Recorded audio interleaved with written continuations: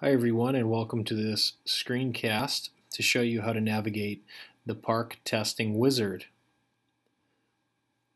This screencast hopefully serves as a reminder of all the steps that you'll need to do in order to get students successfully logged into the PARCC assessment.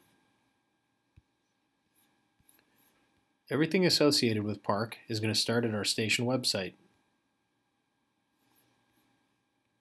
When you go to the station website,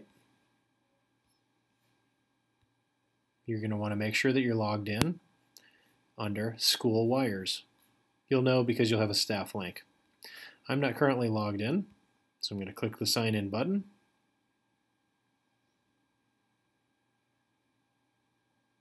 And when it prompts me, I'm going to enter my username and my password.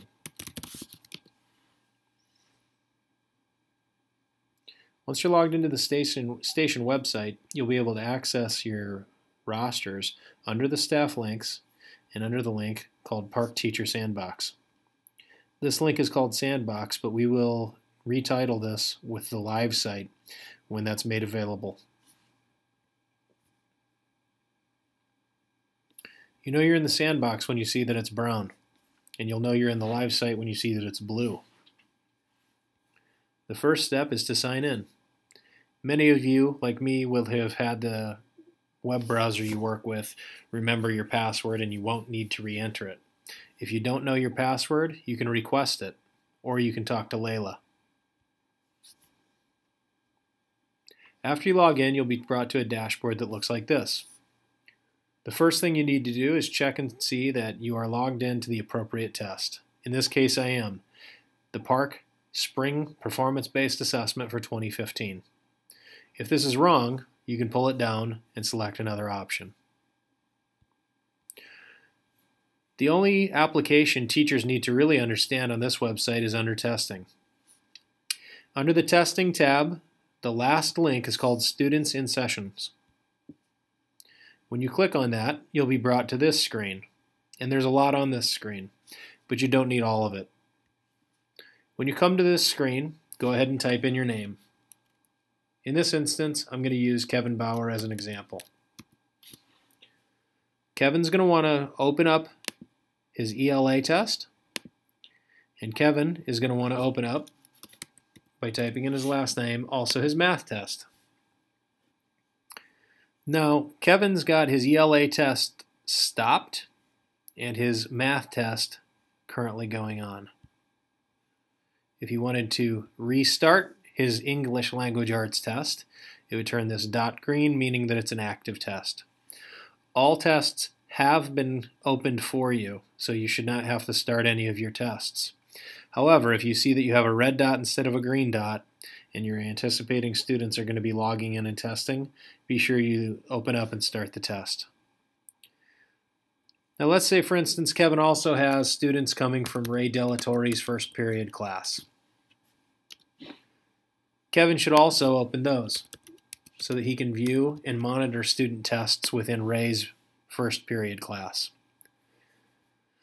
So, in this case, and in this sample, hypothetically, let's say that Monroe and Dixon are in Kevin's test session, even though they're from Ray's first period class.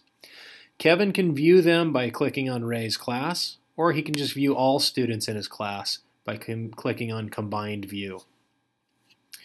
In this example, we see that Colin Monroe and Natalie Dixon have both exited the system. Students can exit the system for a wide variety of reasons. One of those reasons is if they're kicked off the system. Students cannot access tests unless they are put into ready status. If you think that a student needs to be resumed so that they can log in again, you want to click the Resume Upload option. Once you've done this and restarted the test, students can log in again. Most of your students, when you open a test for the first time, are going to be in a different status.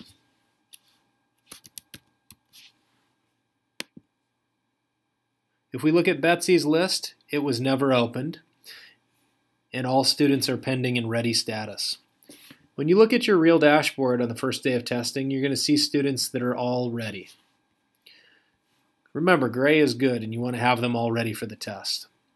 Betsy's students can't currently get in though because her test has not been started yet.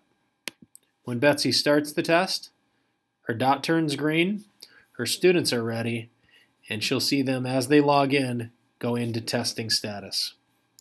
A key at the top is up here. Active student testing is what you want to see. You'll see green as they start to log in and blue as they start to complete. If you see red, it means a student logged themselves out or was kicked out, and those students need attention. If we go back to Kevin's test, we'll see that students who finish the test get to the blue status. And if you go back to his math section, you'll see some students, and a lot of students, who took the test for a little bit and were kicked out or logged out.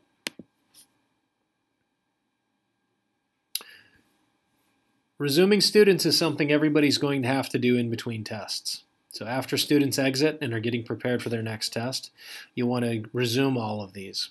Now, as you can see in this screen, there are a lot of red boxes. Instead of clicking them all at once, you can highlight this and you can select an action, which is to resume tests. Highlight this, click Start the operation, highlight all students, and click Resume.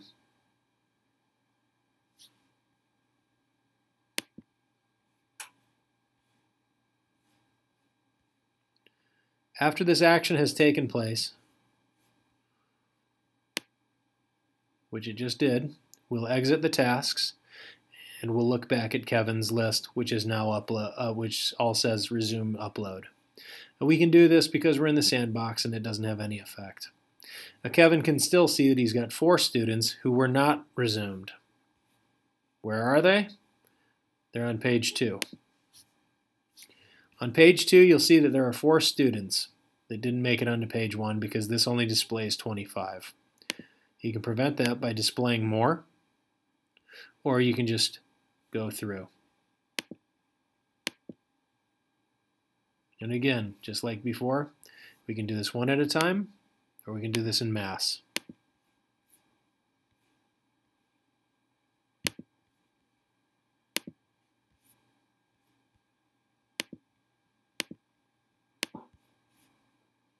Just so you can see it again, selecting task, resuming student tests, starting the operation, do it here, and ask the system to resume them.